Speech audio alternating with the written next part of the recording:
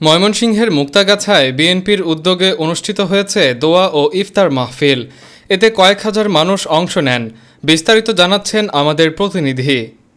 ময়মনসিংহের মুক্তাগাছায় বাংলাদেশ জাতীয়তাবাদী দল এর উদ্যোগে দোয়া ও ইফতার মাহফিল অনুষ্ঠিত হয়েছে।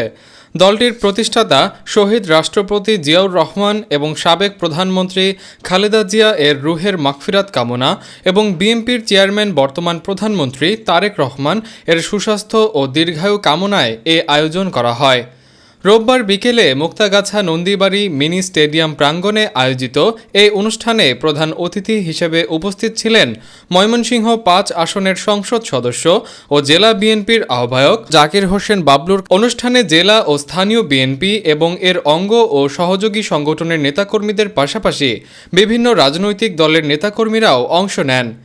জামায়াত ও খেলাফতের মজলিসের স্থানীয় নেতৃবৃন্দ সহ বিভিন্ন রাজনৈতিক দলের প্রতিনিধিদের উপস্থিতিতে অনুষ্ঠানটি এক ভিন্নধর্মী পরিবেশ সৃষ্টি করে। দলমত নির্বিশেষে বিভিন্ন শ্রেণী পেশার মানুষ ইফতার মাহফিলে অংশ নেন। এতিম শিশু নারীসহ বিভিন্ন বয়সী মানুষের উপস্থিতিতে পুরো স্টেডিয়াম প্রাঙ্গণ কানায় কানায় পূর্ণ হয়ে ওঠে। আয়োজকদের তথ্যমতে প্রায় ৫ থেকে ৬ হাজার মানুষের জন্য ইফতারের ব্যবস্থা করা হয়।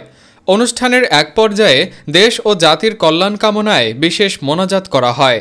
রমজানের এ আয়োজনকে ঘিরে স্থানীয়দের মাঝে সম্প্রীতি ও সৌহার্দ্যের পরিবেশ সৃষ্টি হয়। সংসদ সদস্যদের দিক নির্দেশনায় মুক্তাগাছা উপজেলা বাংলাদেশ জাতীয়তাবাদী দল ও এর অঙ্গ সহযোগী সংগঠনসমূহ এই দোয়া ও ইফতার মাহফিলের আয়োজন করে।